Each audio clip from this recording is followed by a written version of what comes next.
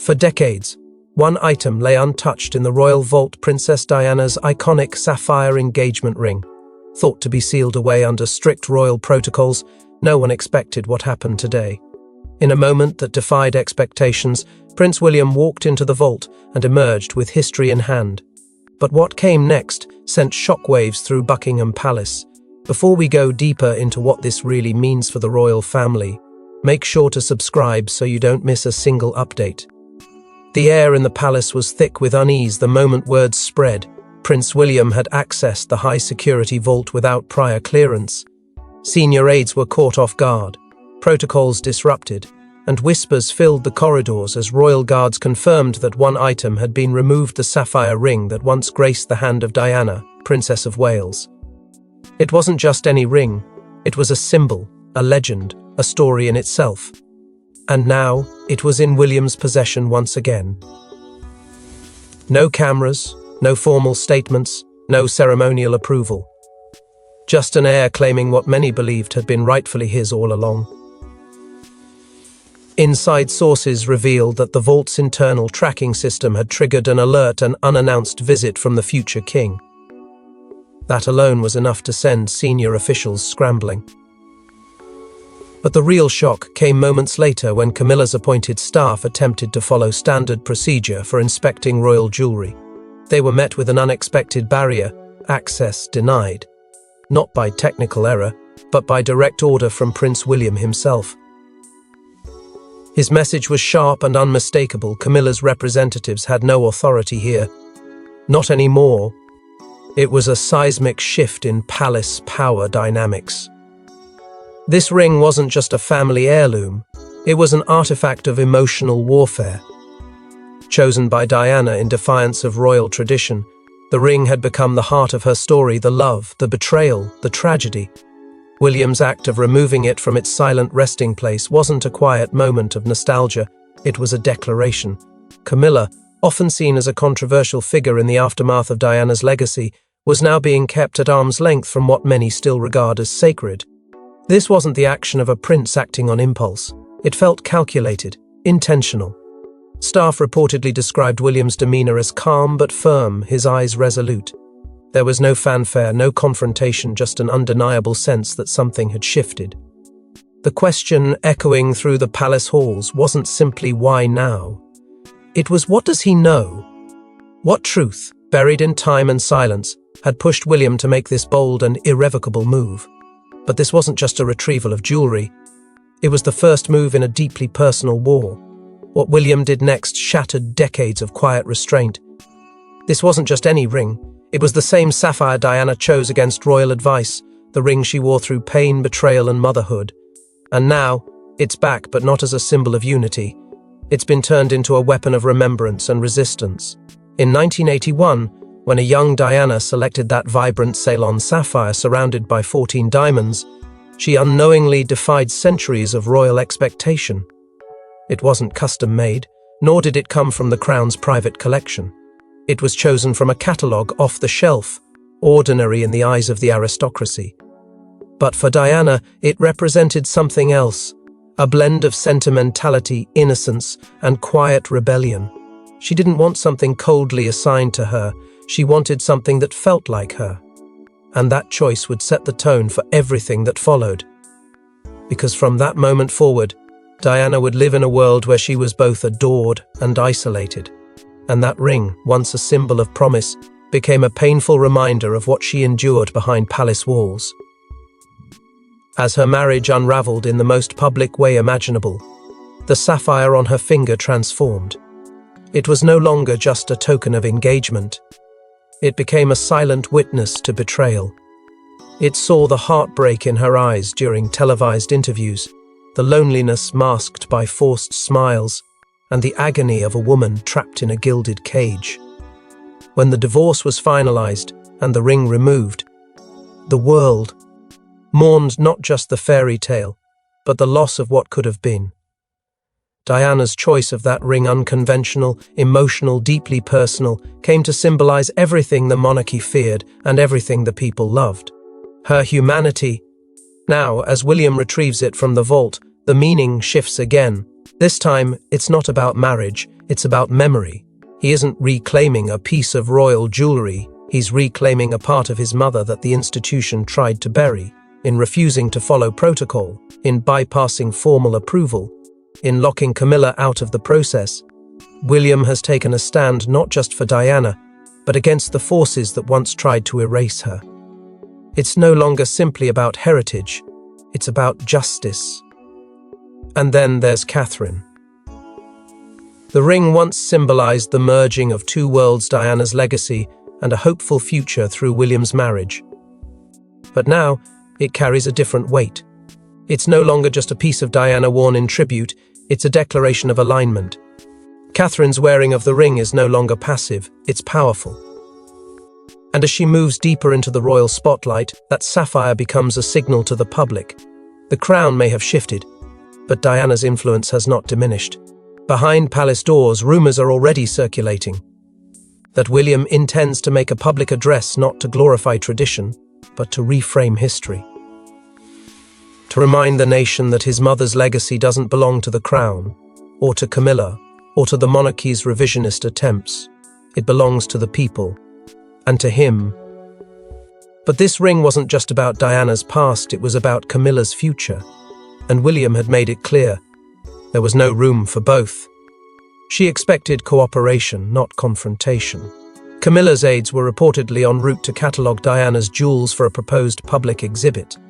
What they found instead was a locked vault, a royal order, and a message that couldn't be misinterpreted. Her access was over. For weeks, Camilla had been quietly planning an elaborate public showcase of royal jewelry, an initiative she believed would solidify her place in the monarchy's evolving narrative.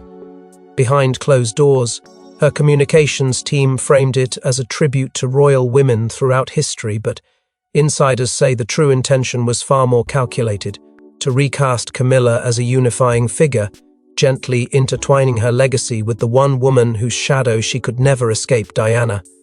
She wanted control over the symbols, the artifacts, and above all, the message, but she underestimated the resolve of one man, Prince William. With no formal announcement, no warning, and no explanation, he preempted her move with one of his own, locking her out, literally and figuratively. The moment Camilla's team arrived at the secure vault facility, they were met by palace staff who, uncharacteristically, refused to grant entry. There was no ambiguity in their response. Access had been revoked, not temporarily, not for procedural reasons, but permanently at the direction of the heir to the throne. Word of the incident raced through the palace faster than any press release could ever manage. Camilla, upon hearing what had occurred, reportedly demanded an immediate audience with King Charles. But he did not intervene. He listened, he nodded, and he said nothing. Behind closed doors, the Queen Consort's fury erupted. Staff described her as visibly shaking, her voice echoing through the private quarters as she demanded answers. Instead, she was handed a formal notice prepared in advance, signed, sealed, and stamped that detailed the change in jewelry access rights. Effective immediately, oversight of all personal belongings associated with Princess Diana would fall under the direct protection of Prince William. Camilla stormed out, but the damage had already been done. That same evening, palace security protocols were silently updated, clearance badges revoked, access cards disabled, new biometric authorizations quietly uploaded to the system, William's team now at the helm. There was no internal meeting, no ceremonial passing of responsibility, just a quiet transfer of power with thunderous implications. And though palace officials scrambled to contain the fallout, it was already too late. A press blackout was swiftly initiated. Official channels refused comment, citing family matters. But as always, the truth leaked through the cracks. Multiple insiders reached out to media contacts, anonymously confirming that this wasn't an administrative oversight. It was deliberate. Camilla's attempt to rewrite royal history had been intercepted, not by a PR team, but by the future king himself. And while Camilla fumed behind palace doors, another plan was already unfolding, one that would make the entire monarchy look inward. What if this move wasn't impulsive, but premeditated? Buried in Diana's contested will is a clause long overlooked until now. It names one son as the guardian of her personal items. And William used it like a sword. long before the vault was opened, long before Camilla's team even considered laying claim to Diana's heirlooms. Prince William had already begun quietly building his case. His decision to retrieve the sapphire ring wasn't a reaction, it was an assertion of power grounded in something no one could dispute, his mother's own words. Diana's will, often spoken about in hushed tones within palace circles, held a clause that had gone largely unchallenged for decades. It granted her sons not just inheritance but control, specifically the right to safeguard her personal items, including jewelry, once they reached the age of 30. That time had long passed, but what had been dormant, William was now bringing to life with purpose. Legal documents that had sat quietly in storage were suddenly unearthed, examined and submitted for internal review by William's private counsel. No press, no public notice, just a series of silent legal maneuvers that reshaped the balance of power behind the scenes. Before stepping foot into the vault, William had ensured the groundwork was complete. He wasn't asking for permission, he was executing a right. One Camilla's team never anticipated. When her advisors attempted to push back, citing protocols and public image, they were met with a firm legal wall. The clause was clear, the signature undeniable, and most critically, it was irrevocable. Diana had ensured her sons would have final say, and William had chosen to invoke that power not with arrogance, but with quiet, deliberate force. The Queen Consort, despite her title, was not named. She had no legal standing in this battle, and she knew it. Within the palace, the impact of William's move was immediate and disorienting. Senior courtiers were caught in a bind. On one side stood the future king, executing a clause grounded in legal fact and emotional truth. On the other stood Camilla, whose influence over the public narrative was being dismantled piece by piece. And at the very center of this silent war was King Charles himself.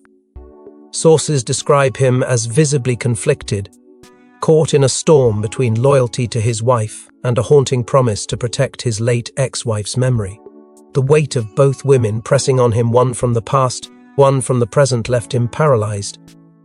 But the most poignant image came when William, hours before retrieving the ring, was seen holding the original copy of his mother's will, alone, eyes downcast. Sources say he remained in that room for nearly an hour, unmoving, reading her words over and over again. This wasn't just a legal maneuver, it was personal. It was grief forged into purpose.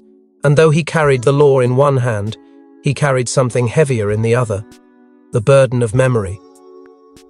But what moved William to act now? The answer may lie not in legality, but in something far more personal. King Charles watched silently as the power struggle unfolded under his own roof. Sources say he refused to intervene, shocking Camilla and confusing staff. But those closest to the king whisper one thing: he's haunted by a promise he made to Diana. He had lived through decades of turmoil, guilt, and delicate balancing acts, but nothing could have prepared Charles for the moment his son would invoke a clause rooted in the very will of the woman who once brought the monarchy to its knees. As William seized control of Diana's legacy, Charles didn't stop him. He didn't question him. He simply stepped aside. And for Camilla, that silence felt like betrayal. In a house where words are currency, the king's refusal to speak was deafening. Camilla expected loyalty. What she received was hesitation. According to multiple palace insiders, she confronted Charles that very evening, demanding an explanation for his lack of support. What she got instead was a confession delivered not as an excuse, but as an echo from the past. "I can't choose sides," he reportedly said, "not between you and her." The truth was, Charles's history of stepping back rather than stepping in wasn't new. For years, he had danced carefully between responsibility and retreat, especially when emotional storms gathered around his sons. But this time was different. This time, the decision cut to the very soul of the monarchy. Camilla's anger wasn't just rooted in exclusion, it was rooted in fear. Her future as queen consort was tied not just to her marriage, but to her ability to shape public perception. And William had just rewritten that narrative in one silent, calculated move. Now all eyes turned to Charles, waiting to see which legacy he would preserve. But he knew better than anyone the cost of underestimating Diana's presence, even in death. She wasn't just a memory, she was a force. One he had failed to protect, one he had wronged, and one whose final wishes now stood as immovable law within the palace. According to whispers from Clarence House, Charles had revisited the contents of Diana's will himself not long before the vault incident. Aides say he read it alone, refusing commentary, visibly shaken. And though he issued no statement, his actions or lack thereof spoke volumes. Behind the scenes, division began to take root. Senior aides, once united in strategy, split quietly along lines of allegiance. Some gravitated toward William's firm and modern vision. Others clung to Camilla's stabilizing influence. The atmosphere inside Clarence House shifted from royal order to controlled chaos. Every decision was now a calculation, every silence a signal.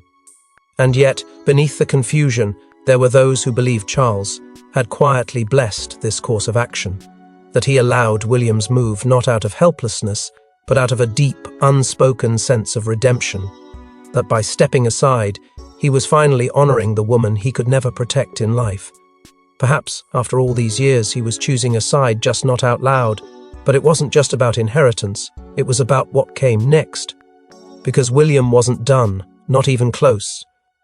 She's often silent in public, but behind palace walls, Catherine's voice carried weight. Those in the know say she urged William to act not for power, but for truth. For years, she remained composed. Now, she's stepping into Diana's shadow with purpose. In the days leading up to William's bold retrieval of the Sapphire ring, a private conversation unfolded between husband and wife, quiet, intense, and rooted in something far deeper than politics. Catherine, who had long worn the ring as a symbol of unity, had begun to feel its weight shift.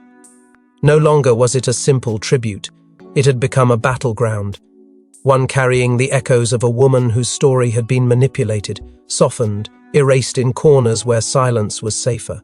Catherine had seen it, she had felt it, and she could no longer ignore it. She didn't push William to act out of ambition, but out of necessity. The legacy of Diana, which had once been honored in hushed reverence, was now being strategically repackaged by others with their own agendas. And that, Catherine could not allow. Those close to the couple say the moment between them before the vault access was filled with emotion, no grand speeches, no power plays, just an understanding that the crown William would one day wear needed to mean something. That history couldn't be rewritten by convenience. That legacy, real legacy, had to be defended, even if it came at a cost. And Catherine, who had long endured the weight of expectation with a quiet grace, was now ready to channel that silence into strength. But not everyone welcomed her rising influence. Behind closed doors, Camilla's discomfort had begun to simmer. Whispers within royal circles revealed the Queen Consort's growing frustration at the media's subtle but undeniable shift. Headlines that once centered her were now focusing on Catherine, the people's queen, reborn. One tabloid declared after the sapphire ring reappeared on Catherine's hand, not at a formal engagement, but in a moment carefully orchestrated to echo Diana's spirit. The public noticed, the press leaned in. And Camilla? She felt it slipping. Catherine, however, wasn't interested in spectacle.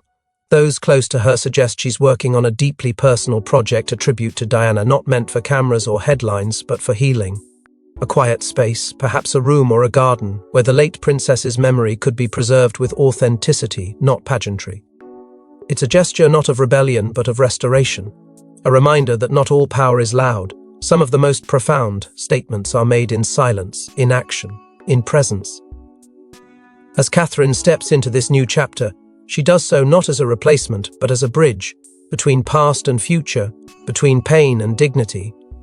And while her ascent seems calm on the surface, it is shaking the very foundation of the palace from within. But as the royal court shifted its gaze toward Catherine, one figure was quietly preparing to respond with vengeance. Camilla wasn't going to fade quietly. Within hours, her team began assembling a counter-narrative painting herself as a bridge between Diana's era and the modern monarchy. But the world wasn't buying it, and neither was William. The speed with which Camilla's media machine mobilized was startling. Press briefings were drafted, interviews proposed, and insiders tipped off about a new initiative supposedly meant to honor and unify the legacy of royal women. At the center of it all was one calculated phrase, repeated like a rehearsed chorus. Camilla respected Diana's impact and believed the Sapphire ring should be viewed not as a relic of personal sentiment, but as a national piece of heritage. It was meant to diffuse tension. Instead, it lit a match. A leaked draft of an upcoming interview further inflamed the situation. Camilla had reportedly suggested that the sapphire ring now back on Catherine's finger should not belong to one woman's memory, but represent the entirety of the royal story. The language was subtle, but the message was clear. She was attempting to recast the symbol of Diana's heartbreak into something neutral, almost sterile. The public recoiled. The reaction was swift and brutal. Social media exploded with criticism. Major news outlets refused to echo the spin. Public opinion had already shifted, and the tide wasn't in Camilla's favor. William, already navigating the emotional weight of his mother's memory, was said to be incensed. Sources close to the palace described him as visibly shaken and quietly enraged by the attempt to depersonalize the ring's meaning. For him, this wasn't about press optics or historical revisionism. It was about protecting a truth that had already been distorted for too long. That ring was Diana's. It was a symbol of everything she endured, everything she represented, and everything she stood for. No amount of polished interviews or rehearsed quotes could erase that. And William wasn't about to let it happen on his watch. Meanwhile, palace staff began to leak details of behind-the-scenes arguments.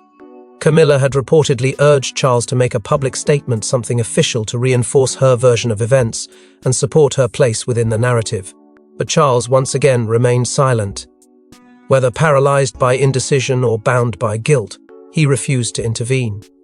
And that silence, pointed, deliberate and damning, spoke louder than any official decree ever could. With the press backlash intensifying and Catherine being hailed as the modern embodiment of Diana's grace, Camilla's strategy began to unravel. Every move she made was met with skepticism, every quote examined, dissected and dismissed. She had underestimated the emotional current that Diana's name still carried, and now she was fighting a battle she had already lost before it began. The ring had returned, but the crown's illusion of unity had cracked. The PR war was no longer behind palace walls, it was unfolding in full view of the world, and as Camilla's team scrambled for control, the monarchy itself teetered on the edge of something darker. But just when the tension threatened to spill into public scandal, an unexpected royal stepped into the fray. She's known for her discretion and discipline, but this time, Princess Anne broke ranks. In a closed-door meeting, she delivered a scathing message about truth, legacy, and loyalty. And when she spoke, the entire family listened. The meeting was not scheduled on any public calendar. No aides were invited beyond a minimal circle. Just Charles, Camilla, William, and Anne. For decades, Princess Anne had remained the monarchy's quiet enforcer, loyal to the crown above personalities, committed to duty over drama. She rarely involved herself in emotional disputes, preferring action to argument. But this was different. This was about legacy, and legacy, in Anne's world, is sacred. According to insiders, Anne did not waste time with pleasantries. She addressed the issue directly. Diana's memory, she reportedly said, is not up for negotiation. The room fell into a silence so heavy it bordered on suffocating. Anne reminded them that whatever personal history lingered between Charles and Diana, whatever wounds remained unspoken, the public had made its judgment long ago. Diana belonged to the people. Her story could not be softened, repackaged, or strategically reframed for convenience. And the sapphire ring, more than any other symbol, represented that truth. Camilla's reaction, sources say, was icy. She did not argue loudly. She did not storm out this time. Instead, she listened with a distant composure that barely concealed the sting. Anne's words were not cruel, but they were final. There would be no reinterpretation of Diana's place in royal history. Not while Anne stood watch. Then came the subtle shift. Within days of the meeting, a decision was quietly executed.